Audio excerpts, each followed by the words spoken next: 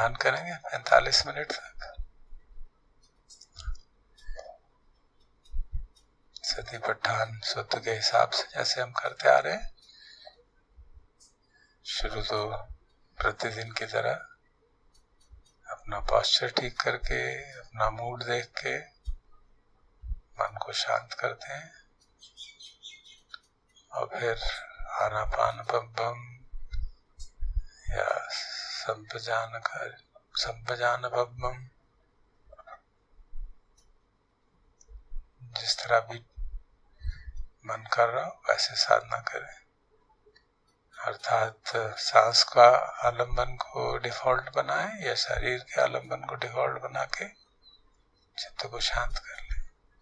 क्योंकि धातु मन स्वीकार करना है तो हमें आगे शरीर को देखना होगा, तो पहले थोड़ी देर शायद आवश्यक हो तो सांस का ध्यान करके चित्त को शांत कर लें, और फिर शरीर को सिरे से पांव के तलवे तक स्कैनिंग करते, नीचे से ऊपर, ऊपर से नीचे, जैसे भी आपको ठीक लगता हो। Let us just do that. फिर आगे थोड़ी देर बाद धातु मनसिकार पब्बम की बात करेंगे।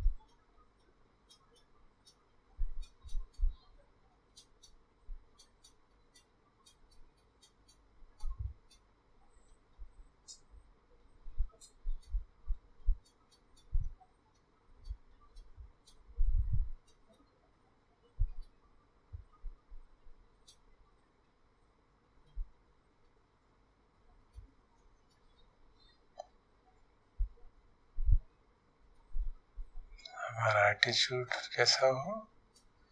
विनय लोके अभिजादो मनस्सं आतापि संपजानो सधीमा। विनय लोके अभिजादो मनस्सं। और किस डायरेक्शन में काम करेंगे? यावदेव ज्ञानमत्ताय पटिसतिमत्ताय अनिस्सतो च विहरति न च किंचि लोके उपादीयते।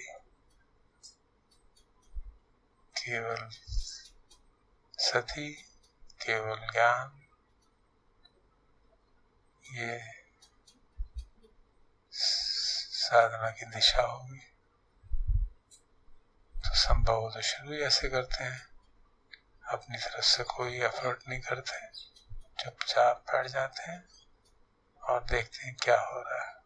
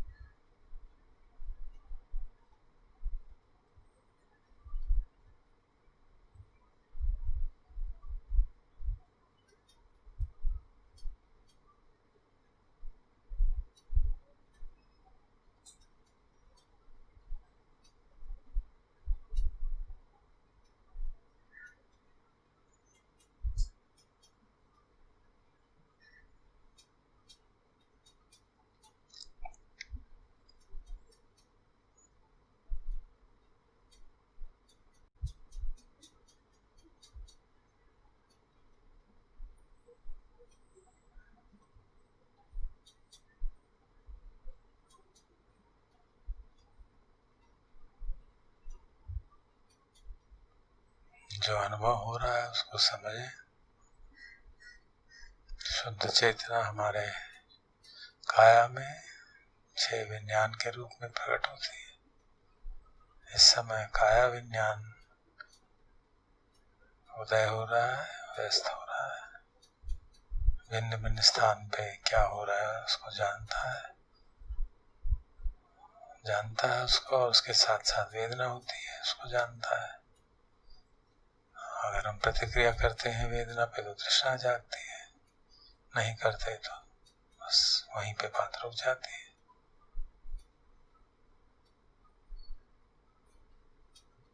इस प्रकार से सारे शरीर का अवलोकन करते रहें। फिर थोड़ी देर में धातु मन सिंगार की बात करेंगे।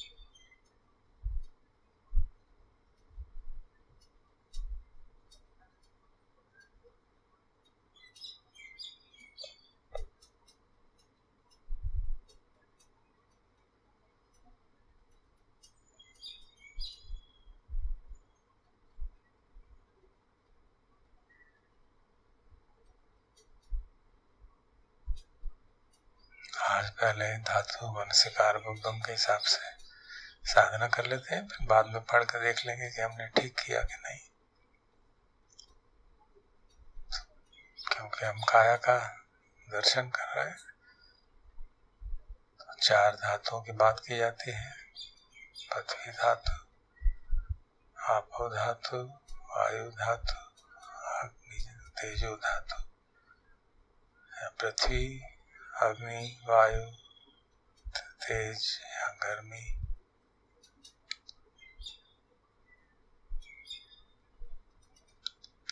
तो जो हमारे अनुभव काया पे हो रहे हैं वो इन्हीं 4 प्रकार के हैं। मुख्यतः इन 4 धातुओं के कारण जो होते हैं।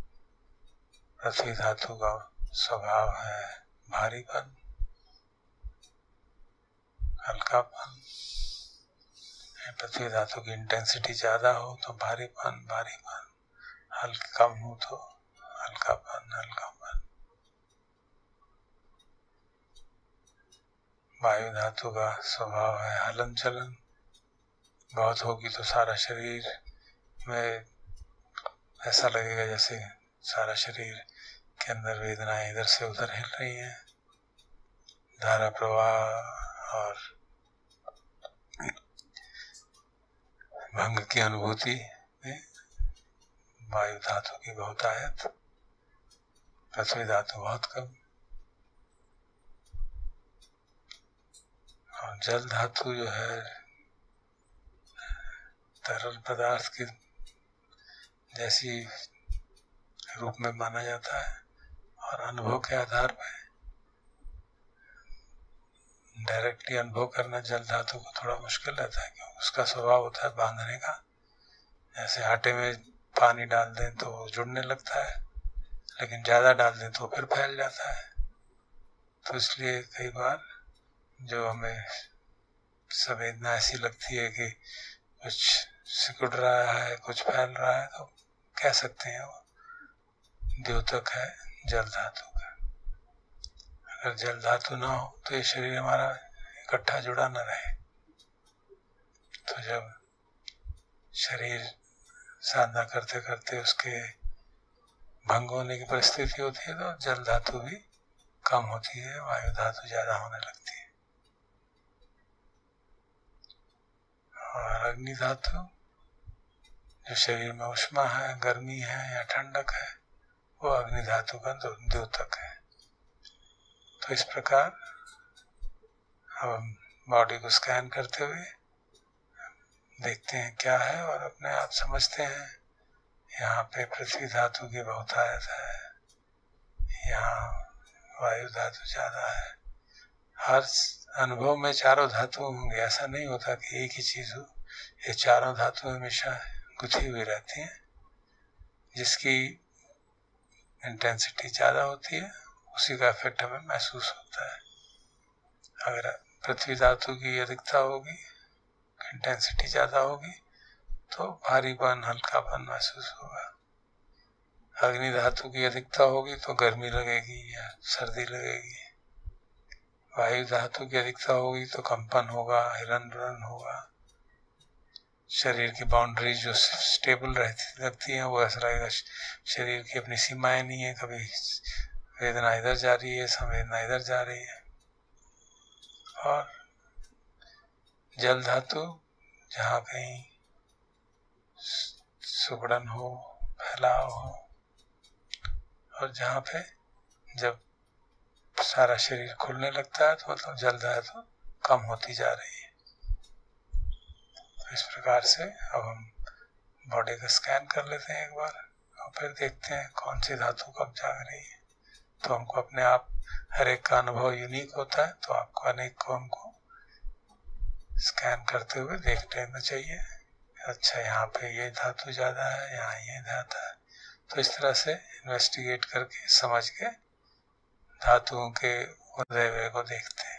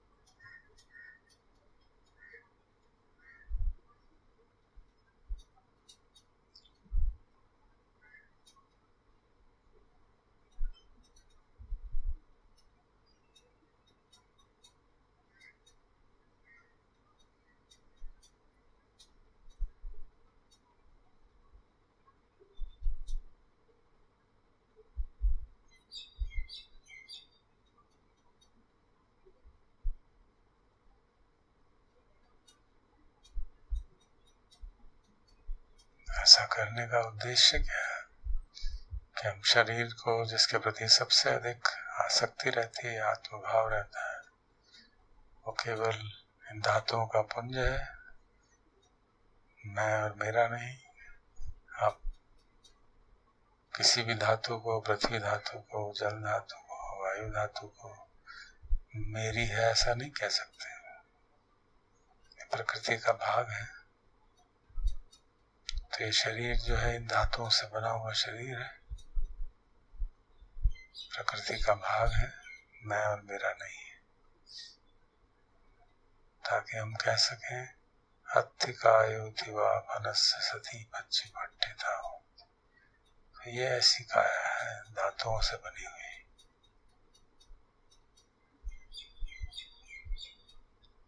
और देखेंगे कि जैसे जैसे हम काया के प्रति सजगता बढ़ाते रहते हैं, करते रहते हैं बार बार, तो उसी स्थान पे जो वेदना हो रही थी वो बदल रही है। अर्थात जहाँ पे पहले पृथ्वी धातु की बहुलता थी, धीरे धीरे वो पृथ्वी धातु कम हो रही है, वायु धातु आ रही है, शरीर खुल रहा है, या गर्मी लग रही है तो अग्नि धातु आ रही है, जल धातु कम हो रही है। तो इस प्रकार से हर स्तर पे, हर शरीर के अंग में धातुओं का खेल चल रहा है और वो बदलती रहती हैं प्रकृति के नियमों के अनुसार, हमारी मन की स्थिति के अनुसार, बाहर के वातावरण के अनुसार, हमारे पॉस्चर के अनुसार। तो किसको अपना कहें हम? ये समझ, ये प्रज्ञा हमारी बढ़ती है धीरे धीरे।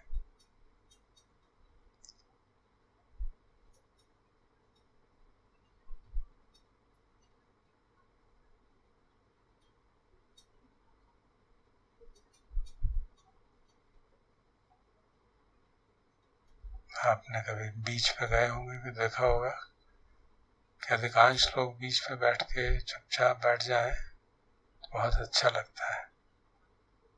उस वातावरण से एकात्मता होने लगती है, क्योंकि वास्तव में वहाँ पे चारों धातुएं स्पष्ट दिखती हैं। सनसेट हो रहा है तो अग्नि धातु, सारे चारों तरफ जल ही जल है, वायु चल रही है बहुत तेजी से, और आप सैंड बीच पे बैठे हैं, धरती पे बैठे हैं, तो पृथ्वी धातु। तो एक स्थान है जहाँ पे चारों धातुएं स्पष्ट अनुभव कर सकते हैं। वो शायद इसी कारण से deeply from with in her sensitive आदमी वहां जाके बैठेगा तो उसको अच्छा लगता है। एकात्मता महसूस होती है, वातावरण से महसूस होता है कि हम इस प्रकृति के अंग हैं।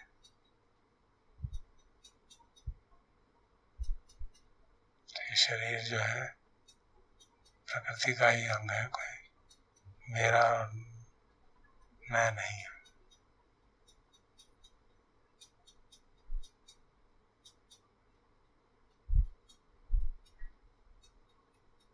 तो आए अब उसकी पढ़ के देख लेते हैं।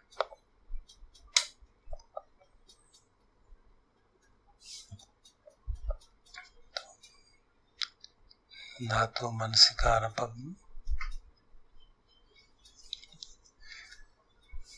कायानुपस्सन धातु मनसिकारपम पुनश्च परम भिक्खवे भिक्खु इममेव कायम यथात्थितम यथापनिहितम धातुसु पच्च विक्खति।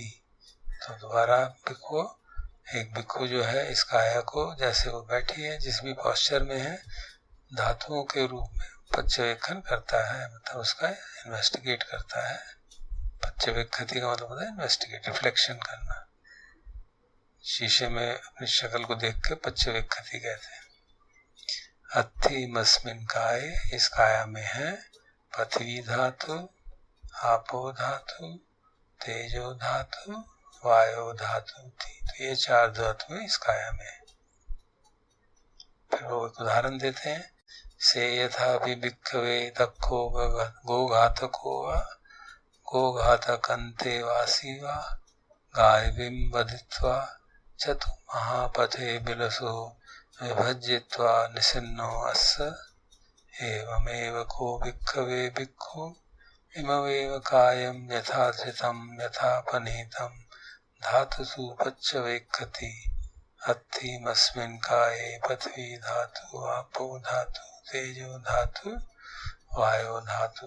तो उदाहरण दे रहे हैं, एक गोघातक मतलब कसाई का जो गाय का मीट बेचता है, उस जमाने में शायद भी ऐसे ही बिकता होगा कि जब वो मीट गाय को मार के उसके अंग अंग रख देता है बेचने के लिए, तो उसको वो गाय नहीं लगती, उसको मीट लगता है। वो उसका देखने का नजरिया बदल जाता है। तो भगवान कहते हैं इसी प्रकार से जब हम शरीर को इन धातुओं के रूप में देखते हैं तो वो एक समुच्चय नहीं दिखता, वो लगता है कि धातुओं का पुंज है और इसमें मैं और मेरा कुछ नहीं है। तो इस प्रकार से वो उदाहरण से समझा रहे हैं कि कैसे धातु को जानने से धीरे धीरे धातुओं को महत्व दे रहे हैं, मैं का भाव कम होता चला जाएगा शरीर के प्रति। और फिर वही जो आदेश है उनका, इति अज्जतंग वाकाये कायानुपस्सी विहरति बहिर्दा वाकाये कायानुपस्सी विहरति अज्जत बहिर्दा वाकाये कायानुपस्सी विहरति समुदय धम्मानुपस्सी वा कायस्मिन् विहरति वै धम्मानुपस्सी वा कायस्मिन् विहरति समुदय वै धम्मानुपस्सी वा कायस्मिन् विहरति। एवं भिक्खो भिक्खवे भिक्खु काये कायानुभव। फिर आगे सारे जो अत्थि कायोति वापनस्य सती पच्युपट्ठिता होती यावदेव ज्ञानमत्ताय सतिमत्ताय अनिश्चितो च विहरति न च किंचि लोके उपाधीयते। एवं भिक्खो भिक्खवे भिक्खु काये कायानुपस्सी विहरति। इस प्रकार बाहर भीतर जानता है वो काया का स्वरूप और काया के उदय को समझता है। जो धातु हैं वो देखता है उदय हो रही हैं, वह हो रही हैं, बदलती रही हैं, कंटिन्यूसली उदय बदल रही हैं। तो उदय समुदय धम्मानुपस्सी वा विहरति। और फिर करते करते समझ में आने लगती है सिर्फ काया है भाई, इसको काया को मैं इतना महत्व दे रहा हूँ। और खास तौर पर जब हम काफी लंबे समय ध्यान करते हैं और शरीर बिल्कुल खुल जाता है और लगता है सिर्फ तरंगे ही बह रही हैं, तो समझ में आता है कि सिर्फ वायु धातु ही वायु धातु चल रही है।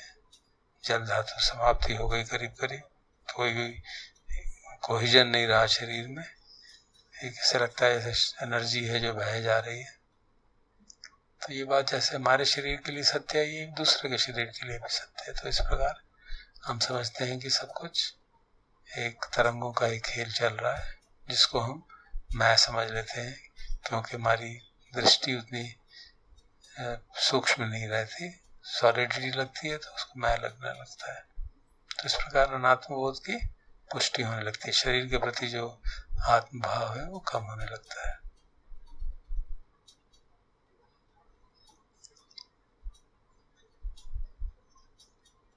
तो ये इस सेक्शन का उद्देश्य। अब फिर थोड़ी देर समय और है तो इसको फिर अनुभव करते हैं, इसका साधना कैसे करके देखते हैं। चारों धातुएं कैसे उठ रही हैं, कैसे बदल रही हैं, उसको अनुभव के आधार पर समझते हैं।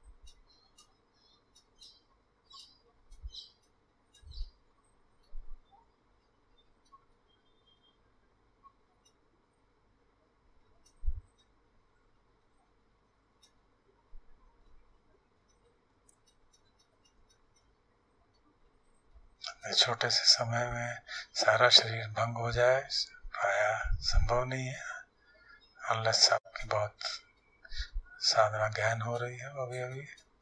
पर इतना सभी पुराने साधकों को महसूस होने लगता है कि शरीर की जो हम सीमाएं बना रखी हैं हमने, वो आर्टिफिशियल है, सिर्फ हमारे देखने के लिमिटेशन के कारण, हमारी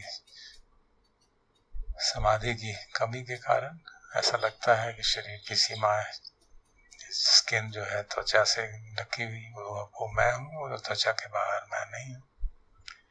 लेकिन जब लंबे समय तक शरीर का ध्यान करते हैं और धातु के हिसाब से देखते हैं तो मालूम पड़ने शरीर की सीमाएं हिलती हुई नजर आती हैं।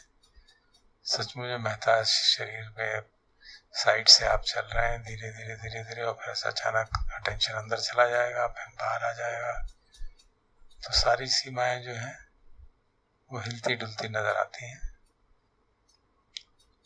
तो शरीर के प्रति जो मैं का भाव है वो भी हिलना डुलना शुरू हो जाता है।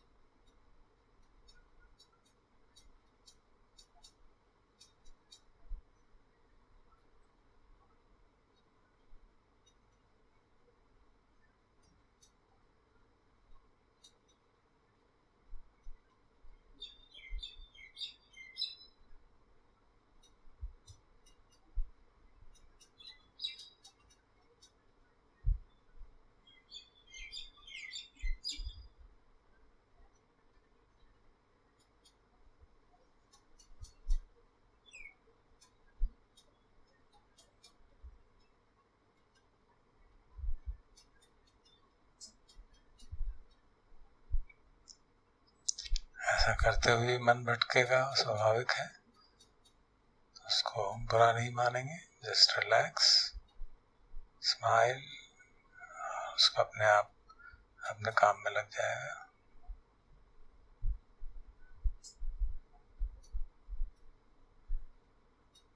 क्योंकि भगवान का निर्देश है, विनय लोके अभिज्ञातो मनस्सम। लोके अर्थात अनुभव का जो लोक है, हमारा जो भी अनुभव हो रहा है उसके प्रति ना चिपकाव है, ना दुर्मनस्य है, ना उसके प्रति दुराव है।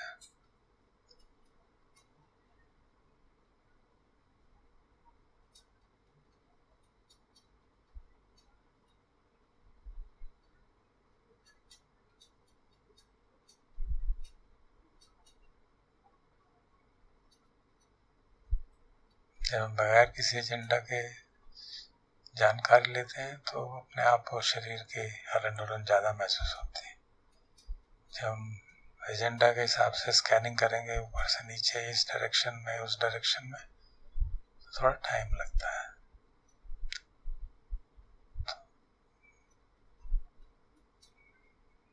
ओपन अवेयरनेस से देख रहे हैं, जो हो रहा है सो देख रहे हैं, तो थोड़ा जल्दी मालूम होने लगता है कि शरीर में नाना प्रकार के हलन चलन हो रही है और वो कोई निर्धारित सीमाएं नहीं है उसकी, ऐसा लगने लगता है। क्योंकि जो वेदना शरीर के चमड़े के ऊपर हो रही थी वही अंदर हो रही है, वही ऐसी अंदर हो रही है, तो भेद नहीं मालूम पड़ता, अनुभव के स्तर पर भेद नहीं मालूम पड़ता। हाँ, आँख खोल के देखेंगे तो फिर भी महसूस होने लगेगा, क्योंकि आँख की अपनी सीमाएं हैं देखने की।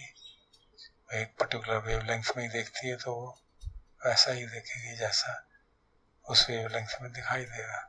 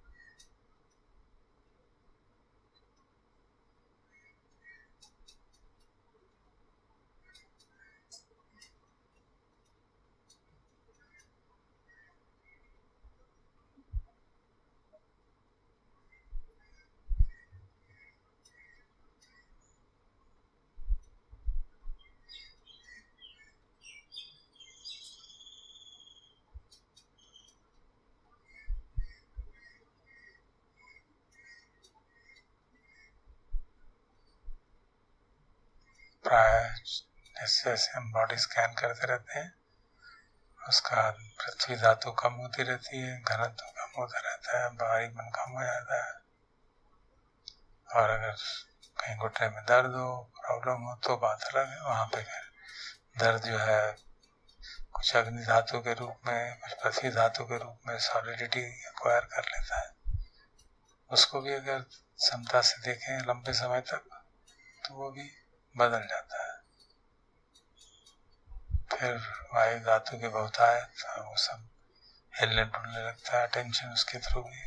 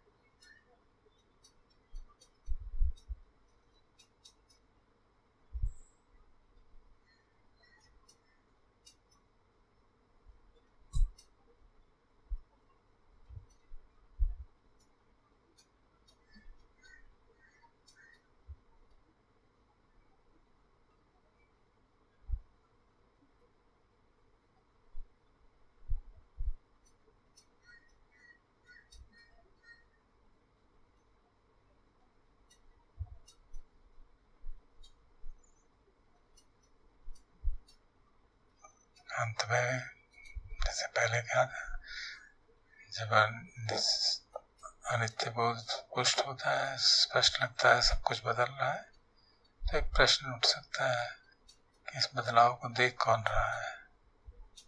कोई तो चीज होगी, कोई तो है जो नहीं बदल रहा, जिसको ये देख बदलाव महसूस हो रहा है।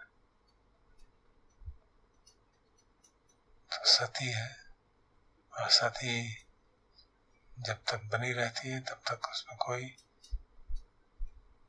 रेफरेंस नहीं है, और वो एक स्पार्क है शुद्ध चेतना का, अवेकन्ड अवेयरनेस का, जिसके आगोश में हम सब जीवित रहते हैं, जो हमारी जीवन शक्ति है। तो सब खेल जीवन शक्ति का ही हो रहा है, स्पष्ट लगता है, और उसको हम पर्सनली ले लेते हैं और फिर दुखी होते रहते हैं।